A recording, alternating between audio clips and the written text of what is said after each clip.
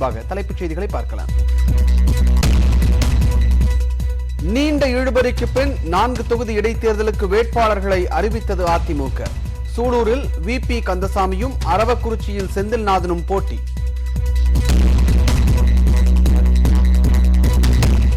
பதினைந்து மாநிலங்களுக்கான 3ஆம் கட்ட தேர்தலில் விறுவிறு வாக்குப்பதிவு. 1 மணி நிலவரப்படி அதிகபட்சமாக அசாம் மாநிலத்தில் 42% வாக்குகள் பதிவு. குஜராத்தில் பிரதமர் மோடி, அமித்ஷா, அத்வானி உள்ளிட்டோர் வாக்களித்தனர். இலங்கை தொடர் தாக்குதலுக்கு பலியானோர் எண்ணிக்கை 321ஆக உயர்ந்தது. நாடாளுமன்றம் கூடி அவசர ஆலோசனை. தாக்குதலை தடுக்க தவறியதற்கு மக்களிடம் மன்னிப்பு கோரியது அரசு. மதுரையில் வாக்குப்பதிவு ஆவணங்கள் வைத்த அறைக்கு சென்ற மாநகராட்சி பணியாளர் பணி நீக்கம். தாசில்தார் சம்பூரணத்திற்கு உதவிய புகாரில் சூரிய பிரகாஷ் மீது மாநகராட்சி ஆணையர் நடவடிக்கை.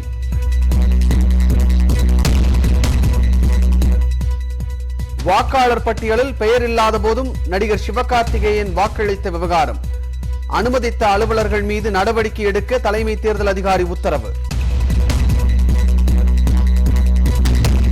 தென்மேற்கு வங்கக்கடலில் 29ஆம் தேதி புயல் ஏற்பட வாய்ப்பு. சென்னை வானிலை ஆய்வு மையம் அறிவிப்பு.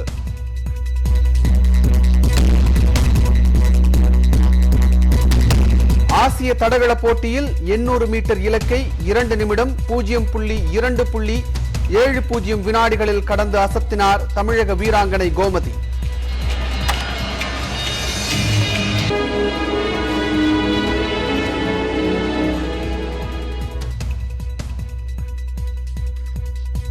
திமுக தலைவர் மு.க. ஸ்டாலின், மதிமுக பொதுச் செயலாளர் வைகோ உள்ளிட்ட தலைவர்கள் பாராட்டு.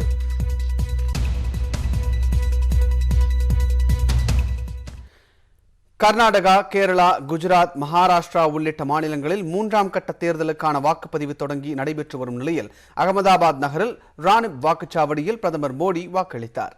நாடு முழுவதும் 7 கட்டங்களாக மக்களவைத் தேர்தல் நடைபெற்று வரும் நிலையில் 3வது கட்டமாக 13 மாநிலங்கள், 2 யூனியன் பிரதேசங்கள் உட்பட 117 தொகுதிகளில் இன்று வாக்குப்பதிவு தொடங்கி நடைபெற்று வருகிறது. குஜராத்தில் 26 தொகுதிகள், கேரளாவில் 20 தொகுதிகள், கர்நாடகா, மகாராஷ்டிராவில் தலா 14 தொகுதிகள், உத்தரப்பிரதேசத்தில் 10 தொகுதிகளில் வாக்குப்பதிவு நடைபெற்று வருகிறது. இதேபோல் சத்தீஸ்கரில் 7 தொகுதிகள், ஒடிசாவில் 6 தொகுதிகள், பீகார் மற்றும் மேற்கு வங்கத்தில் தலா 5 தொகுதிகள், அசாமில் 4 தொகுதிகள், கோவாவில் 2 தொகுதிகள், காஷ்மீரில் 1, தாத்ரா நாகர் ஹவேலி மற்றும் டயூ டாமனில் தலா 1 தொகுதிகளில் இன்று வாக்குப்பதிவு நடக்கிறது. திரிபுரா கிழக்கு தொகுதியில் கடந்த 18ஆம் தேதி நடைபெற இருந்த வாக்குப்பதிவு சட்ட ஒழுங்கு பிரச்சினை காரணமாக ஒத்திவைக்கப்பட்டது. அந்த தொகுதியிலும் இன்று வாக்குப்பதிவு நடைபெற்று வருகிறது. 3ஆம் கட்ட தேர்தலில் பாஜக தேசிய தலைவர் அமித்ஷா, காங்கிரஸ் தலைவர் ராகுல் காந்தி, சமாஜ்வாடி கட்சி நிறுவனர் முலாயம் சிங், மத்திய அமைச்சர்கள் ஆனந்த்குமார் ஹெக்டே, சந்தோஷ்குமார் கங்வார், மத்திய அமைச்சர் மேனகா காந்தியின் மகன் வருண் காந்தி, காங்கிரஸ் மூத்த தலைவர் மல்லிகார்ஜுன கார்கே உள்ளிட்ட முக்கிய பிரமுகர்கள் போட்டியிடுகின்றனர். இன்று காலை 7 மணிக்கு வாக்குப்பதிவு தொடங்கிய நிலையில் வாக்காளர்கள் நீண்ட வரிசையில் நின்று ஆர்வமுடன் வாக்களித்து வருகின்றனர். இந்நிலையில் இன்று காலையில் குஜராத் தலைநகர் காந்தி நகர் சென்ற பிரதமர் மோடி தமது தாயார் ஹீராபென்னிடம் ஆசி பெற்றார். பின்னர் தாயாருக்கு இனிப்பு ஊட்டிய பிரதமர் மோடி ராணிப் பகுதியில் அமைக்கப்பட்டுள்ள வாக்குச்சாவடிக்கு சென்று வாக்களித்தார். பின்னர் செய்தியாளர்களை சந்தித்த பிரதமர் நரேந்திர மோடி தமது தாய் வீடான குஜராத் மாநிலத்தில் வாக்களித்தது மகிழ்ச்சி அளிப்பதாக தெரிவித்தார். வெடிகுண்டை விட பலமான ஆயுதம் வாக்குரிமை என்று கூறிய அவர் மக்கள் அதனை பயன்படுத்த வேண்டும் என்றும் வலியுறுத்தினார்.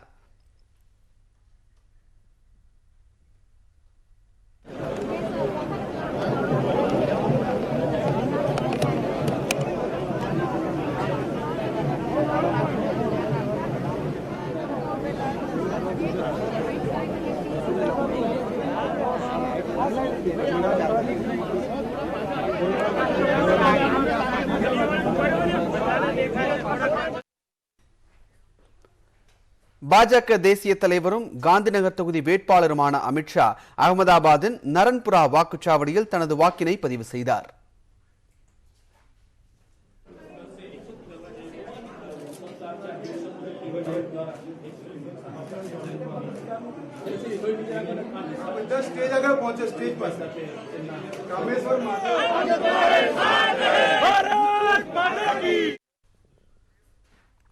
பிரதமர் மோடியின் தாயார் ஹீராபென் குஜராத் மாநிலம் அகமதாபாத் நகரில் உள்ள ரெய்சான் பகுதியில் வாக்குச்சாவடியில் தனது வாக்கினை பதிவு செய்தார். அவரை அதிகாரிகள் கைத்தாங்களாக அழைத்துச் சென்று வாக்களிக்க உதவி செய்தனர்.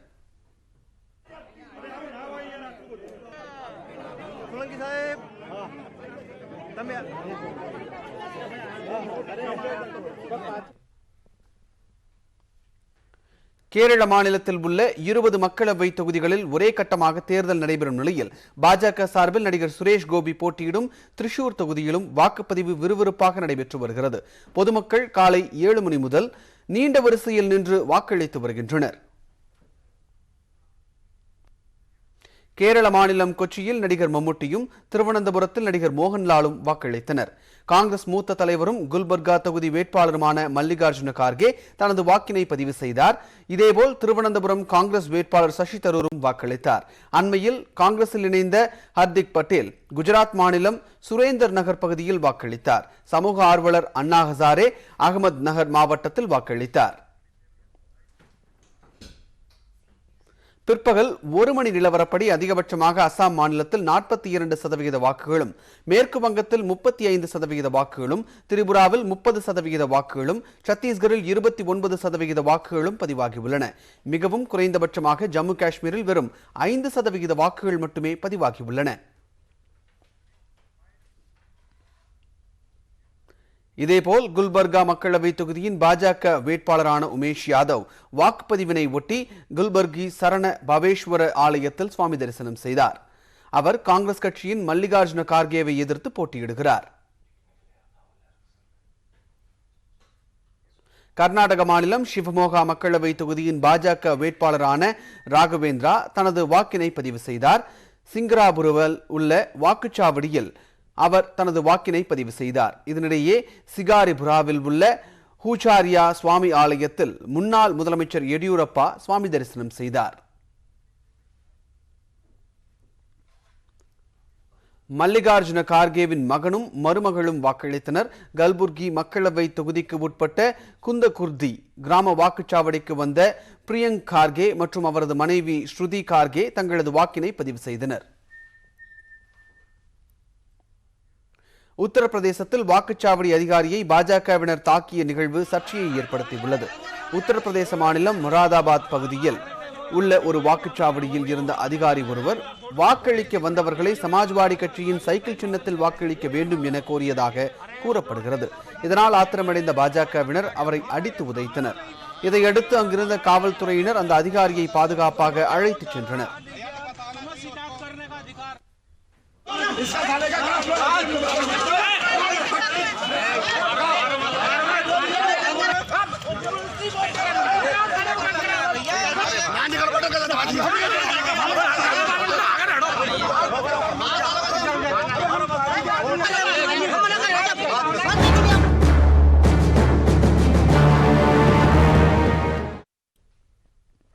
இலங்கையில் நடத்தப்பட்ட வெடிகுண்டு தாக்குதலுக்கு இலங்கை மக்களிடம் அந்நாட்டு அரசு மன்னிப்பு கேட்டுள்ளது.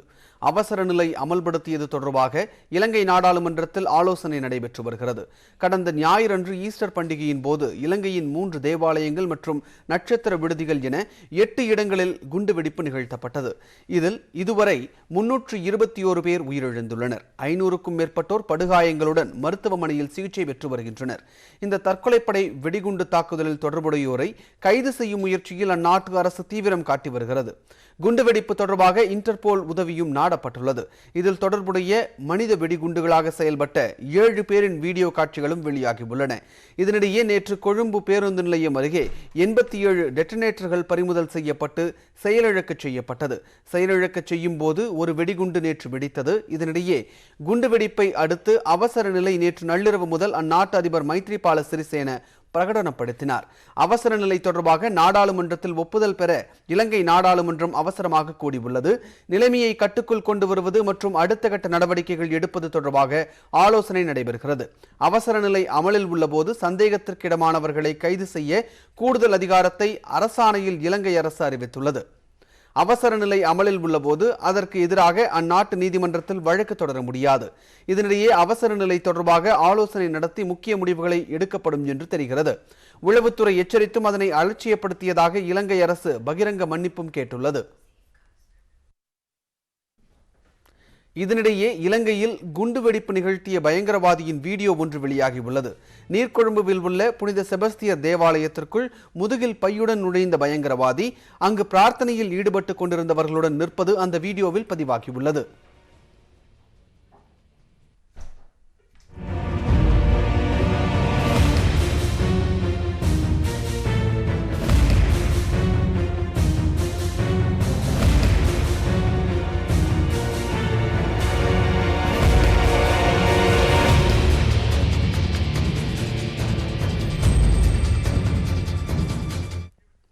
நியூசிலாந்தில் நடத்தப்பட்ட தற்கொலைப்படை தாக்குதலுக்கு பதிலடி கொடுக்கும் வகையில் இலங்கையில் தேவாலயங்கள் மீது தாக்குதல் நடத்தப்பட்டிருப்பது முதற்கட்ட விசாரணையில் தெரிய வந்திருப்பதாக இலங்கை பாதுகாப்புத்துறை இணையமைச்சர் தெரிவித்திருக்கிறார்.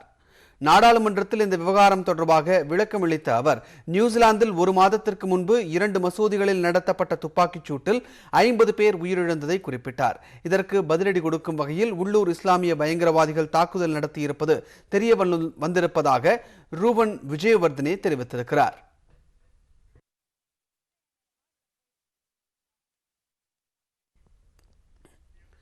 உத்தரப்பிரதேசம், கேரளா உள்ளிட்ட மாநிலங்களை சேர்ந்த 117 தொகுதிகளில் விறுவிறுப்பாக வாக்குப்பதிவு நடைபெற்று வரும் நிலையில் நமது சிறப்பு செய்தியாளர் காயத்ரி மேஜிக் வால் மூலமாக அளிக்கும் தகவல்களை நேரலையில் தற்போது பார்க்கலாம். நன்றி விஷ்ணு. இப்போ இந்த மேஜிக் வால்ல இப்போ நடந்துட்டு இருக்கக்கூடிய இந்த மாநிலங்களோட 3ஆம் கட்ட வாக்குப்பதிவு, அது மட்டும் இல்லாம கடந்த 2009-2014 மக்களவை தேர்தலின் போது இந்த 3ஆம் கட்ட வாக்குப்பதிவை சந்திக்கக்கூடிய மாநிலங்களில் இருந்த வெற்றி வாய்ப்புகள் யாருக்காக இருந்திருக்கிறதுங்கிற விவரத்தை தெரிஞ்சுக்கலாம். இதுதான் அந்த 3ஆம் கட்ட வாக்குப்பதிவு நடைபெறக்கூடிய மாநிலங்கள். இதுல நம்ம முதல்ல அசாம் மாநிலத்துல இன்னைக்கு 3ஆம் கட்ட வாக்குப்பதிவு விறுவிறுப்பா நடைபெற்று வருகிறது. மொத்தம் இருக்கக்கூடிய 14 தொகுதிகள்ல 4 தொகுதிகளுக்கான 3ஆம் கட்ட வாக்குப்பதிவுல கடந்த 2014 மக்களவை தேர்தலில் AUDF 2 இடங்களையும், பாரதிய ஜனதா 1 இடத்தையும், மற்ற கட்சி 1 இடத்தையும் கைப்பற்றி இருந்தது. இப்போ நாம இதுல முக்கியமா வேட்பாளர்கள் போட்டியிடக்கூடிய ஒரு தொகுதி அப்படின்னு நம்ம பார்த்தோம்னா அசாமினுடைய கவுஹாத்தி எடுத்துக்கலாம். கவுஹாத்தி அப்படிங்கிறது கடந்த முறை பாரதிய ஜனதா வெற்றி பெற்றிருந்த ஒரு தொகுதி. இந்த முறை குயின் ஓஜா பாரதிய ஜனதா வேட்பாளராக களமிறக்கப்பட்டிருக்கிறார். அவரை எதிர்த்து பாபிதி சர்மா காங்கிரஸ் வேட்பாளராக களமிறங்குகிறார். 2014 மக்களவை தேர்தலில் பாரதிய ஜனதா வென்ற தொகுதியாக இது இருக்கிறது. அதுவே 2009 மக்களவை தேர்தலில் பார்த்தோம்னா பாரதிய ஜனதா இந்த இடத்தை கைப்பற்றி இருந்தது. அப்போ பாரதிய ஜனதாவினுடைய வாக்கு சதவீதம் அப்படிங்கிறது 45 விழுக்காடு. அதுவே 2014 மக்களவை தேர்தலில் 56 விழுக்காடு. 2009ற்கும் 2014 மக்களவை தேர்தலிலுமே பாரதிய ஜனதா அதிக அளவிலான வாக்கு சதவீதத்தை இந்த தொகுதியில் பெற்றிருந்திருக்கிறது. இதற்கு அடுத்தபடியாக முக்கியமா பார்த்தோம்னா கலியபர் தொகுதியை பார்க்கலாம். கலியபர் தொகுதியை பொறுத்த மட்டும் அங்க கௌரவ் காகோய் காங்கிரஸ் வேட்பாளராக களமிறக்கப்பட்டிருக்கிறார். அவர் ஏற்கனவே இந்த தொகுதியில் வெற்றி பெற்றிருந்தவர். காங்கிரஸ் அந்த தொகுதியில் கைப்பற்றிய வாக்கு சதவிகிதம் அப்படிங்கிறது 38, பாரதிய ஜனதா கைப்பற்றியது 36 2014 மக்களவை தேர்தலில். அதுவே 2009 மக்களவை தேர்தலில் காங்கிரஸ் கைப்பற்றிய வாக்கு சதவீதம் அப்படிங்கிறது 45, பாரதிய ஜனதா 29 விழுக்காடு வாக்கு சதவீதம் தான் பெற்றிருந்தது. இந்த அசாமில் நடைபெற்று வரும் தற்போது இந்த 3ஆம் கட்ட தேர்தலில் இதுவரைக்கும் பதிவாகி இருக்கக்கூடிய வாக்கு சதவிகிதம் அப்படின்னு நாம பார்த்தோம்னா அசாமை பொறுத்த வரைக்கும் இந்த 4 தொகுதிகளுக்கும் சேர்த்து ஒட்டுமொத்தமாக 46.6 விழுக்காடு வாக்குப்பதிவு நடைபெற்றிருக்கிறது. இந்த 2 மணி நிலவரப்படி இன்னும் வாக்குப்பதிவு அந்த பகுதிகளில் நடந்துகிட்டே இருக்கு. இதுக்கு அடுத்தபடியாக சத்தீஸ்கர் மாநிலத்தை எடுத்துக்கலாம். சத்தீஸ்கர் மாநிலத்தை பொறுத்த மட்டும் அது பெரும்பாலும் நக்சல்கள் ஆதிக்கம் இருக்கக்கூடிய ஒரு பகுதி. அதனால இருக்கக்கூடிய 11 தொகுதிகளில் இந்த 3ஆம் கட்ட வாக்குப்பதிவு 7 தொகுதிகளுக்கு நடைபெறுகிறது. இதுல பாரதிய ஜனதா 6 இடங்களை 2014 கைப்பற்றி இருக்கிறது. 2009 காங்கிரஸ் 2014 காங்கிரஸ் கைப்பற்றிய தொகுதி 1. ஒட்டுமொத்தமாக வாக்கு சதவிகிதம் நம்ம பார்த்தோம்னா 46 விழுக்காடு 2014. அதுவே 2009 மக்களவை தேர்தலில் பார்த்தோம்னா பாரதிய ஜனதா 44% வாக்கு வங்கியை பெற்றிருந்தது. ஆனாலும் 2009 பாரதிய ஜனதா 6 இடங்களை தான் கைப்பற்றி இருந்தது. ஆகவே இந்த 6 இடத்துல இந்த முறை அதிக அளவிலான போட்டி பாரதிய ஜனதாவிற்கு இருக்கும் அப்படின்னு எதிர்பார்க்கப்படுகிறது. இதுல முக்கியமா நம்ம இந்த கொர்பா தொகுதி எடுத்துக்கலாம். கொர்பா தொகுதி அப்படிங்கிறது கடந்த 2014 மக்களவை தேர்தலில் காங்கிரஸ் வெற்றி பெற்ற ஒரு தொகுதி. அங்க சந்திராஸ் மகந்த் காங்கிரஸ் வேட்பாளராக களமிறக்கப்பட்டு அவர் வெற்றி பெற்றிருந்தார்.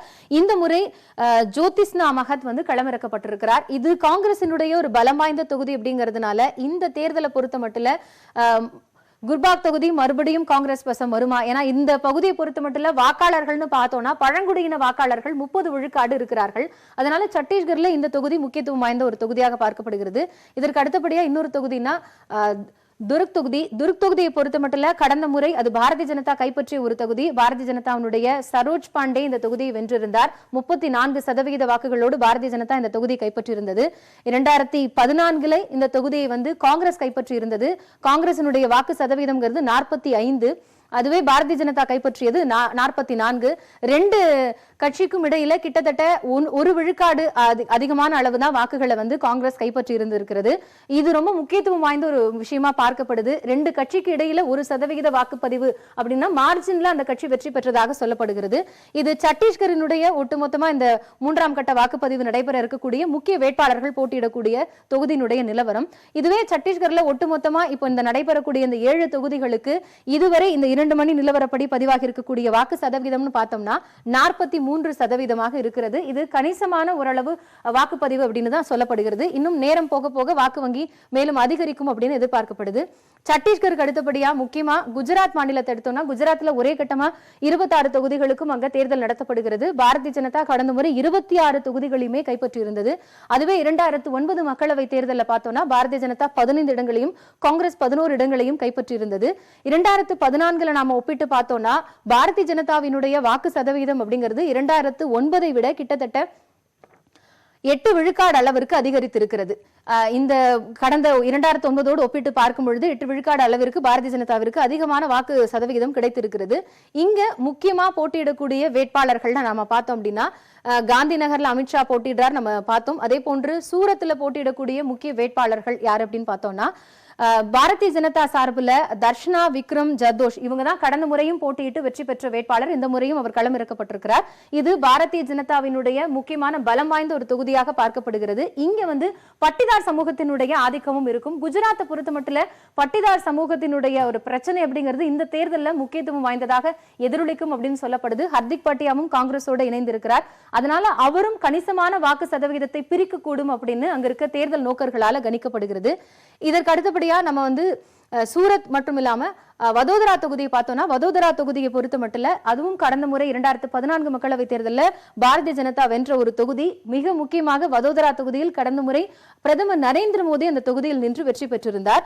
இந்த முறை ரஞ்சன் பென் பட் பாரதிய ஜனதா வேட்பாளராக அந்த தொகுதியில் அறிவிக்கப்பட்டிருக்கிறார். இதுவும் பாரதிய ஜனதாவினுடைய ஒரு பலம் வாய்ந்த கோட்டையாகத்தான் பார்க்கப்படுகிறது. இங்க வந்து பழங்குடியின மக்களினுடைய வாக்கு சதவீதம்ங்கிறது கிட்டத்தட்ட 50 விழுக்காடு இருக்கிறது. இதெல்லாம் இந்த தேர்தலில் எந்த அளவிற்கு ஒரு முக்கிய பிரச்சனையாக மாறப்போகிறது அப்படிங்கிற மிகப்பெரிய கேள்வியும் இருக்கிறது. ஒட்டுமொத்தமாக சத்தீஸ்கர் மாநிலத்தை பொறுத்த மட்டும் குஜராத் மாநிலத்தை பொறுத்த மட்டும் ஒட்டுமொத்தமாக இதுவரைக்கும் 2 மணி நிலவரப்படி பதிவாகி இருக்கக்கூடிய வாக்கு நிலவரம் அப்படின்னு நம்ம பார்த்தோம்னா குஜராத் மாநிலத்தை பொறுத்த மட்டும் 39 விழுக்காடு இந்த 26 தொகுதிகளுக்கும் சேர்த்து 39 விழுக்காடு வாக்கு சதவீதம் பதிவாகி இருக்கிறது 2 மணி நிலவரப்படி. இன்னும் வாக்குப்பதிவு அப்படிங்கிறது விறுவிறுப்பாகத்தான் நடைபெற்று வருகிறது. முக்கிய வேட்பாளர்கள் அமித்ஷா, பிரதமர் நரேந்திர மோடியும் காந்தி நகர் வாக்குச்சாவடியில் சென்று வாக்களித்திருக்கிறார். இது போன்ற முக்கிய தலைவர்கள்லாம் இந்த இடத்துல போட்டி போறதுனால குஜராத்தினுடைய தேர்தல் களம் அப்படிங்கிறது ஒரு கவனத்தை ஈர்த்திருக்கிறது.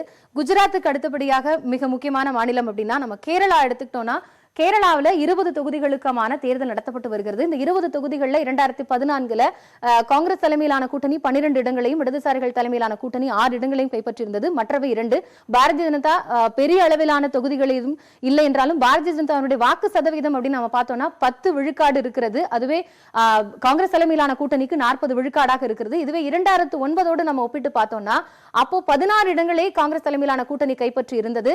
இடதுசாரிகள் 4 இடங்களை கைப்பற்றி இருந்தன. ஆனா வாக்கு விழுக்காடா கடந்த முறை ஒப்பிடும் பொழுது இந்த 2014 மக்களவை தேர்தலோடு நாம ஒப்பிட்டு பார்க்கும் பொழுது 2009 மக்களவை தேர்தலில் பாரதிய ஜனதா 3 விழுக்காடு அதிகமாக 2014 பெற்றிருக்கிறது. அதுதான் கள நிலவரத்திலிருந்து நாம புரிஞ்சுக்க முடியுது. இதுக்கு அடுத்தபடியா இந்த இந்த கேரளால இன்னொரு முக்கியமான விஷயம், முக்கிய நட்சத்திர வேட்பாளர்கள் போட்டியிடக்கூடிய தொகுதிங்கிறது 4 தொகுதி. ஒன்னு எர்ணாகுளம், பத்தனம்திட்டா, திருவனந்தபுரம், வயநாடு. இந்த எர்ணாகுளம் தொகுதியில போட்டியிடக்கூடிய வேட்பாளர்களுடைய நிலவரத்தை நாம இப்ப பார்த்தோம் அப்படின்னா, கடந்த முறை அது காங்கிரஸ் வெற்றி பெற்ற ஒரு தொகுதியாக இருக்கிறது. KV தாமஸ் காங்கிரஸ் வேட்பாளராக இருந்த தொகுதியில் வெற்றி பெற்றிருக்கிறார், 46 விழுக்காடுகள் பெற்றிருக்கிறார். இந்த முறை காங்கிரஸ் வேட்பாளராக ஹிபி எடின் போட்டியிடுகிறார். அவரை எதிர்த்து KJ அல்போன்ஸ் களமிறக்கப்பட்டிருக்கிறார் பாரதிய ஜனதா வேட்பாளராக.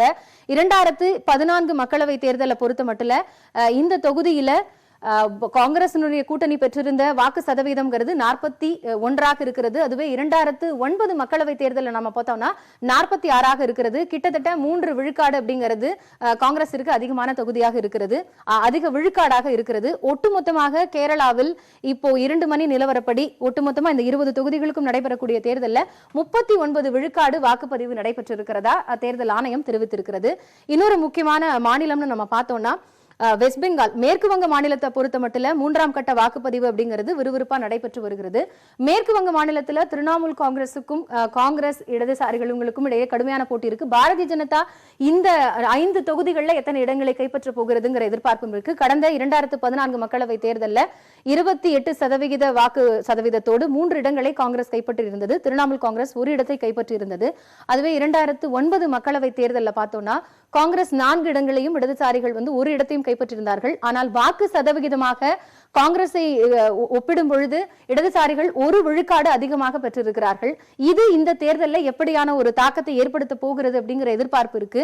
ஒட்டுமொத்தமா இந்த 5 தொகுதிகளுக்கும் நடைபெறக்கூடிய வாக்குப்பதிவுல இதுவரைக்கும் கடந்த 2 மணி நிலவரப்படி பதிவாகி இருக்கக்கூடிய வாக்கு சதவிகிதம் பார்த்தோம்னா இந்த 5 தொகுதிகளுக்கும் 52 விழுக்காடாக பதிவாகி இருக்கிறது. இது மிக அதிகமான ஒரு வாக்குப்பதிவாகவும் சொல்லப்படுகிறது. இதுல இன்னொரு கவனிக்க வேண்டிய விஷயம், இறுதியா என்ன சொல்லணும் அப்படின்னா, இப்ப 3ஆம் கட்ட தேர்தல் நடைபெறக்கூடிய ஒட்டுமொத்த மாநிலங்களையும் நாம எடுத்துக்கிட்டோம்னா இதுல குறைந்த அளவுல பதிவான வாக்கு சதவிகிதம் அப்படிங்கிறது ஜம்மு காஷ்மீர் மாநிலம் தான். ஜம்மு காஷ்மீர் மாநிலத்துல மிக குறைவாக 9 விழுக்காடு மட்டும்தான் இதுவரைக்கும் பதிவாகி இருக்கிறது. இதுதான் கடந்த 2009க்கும் 14க்கும் ஒப்பிட்டு பார்த்தோம்னா கள நிலவரமா இருக்கு.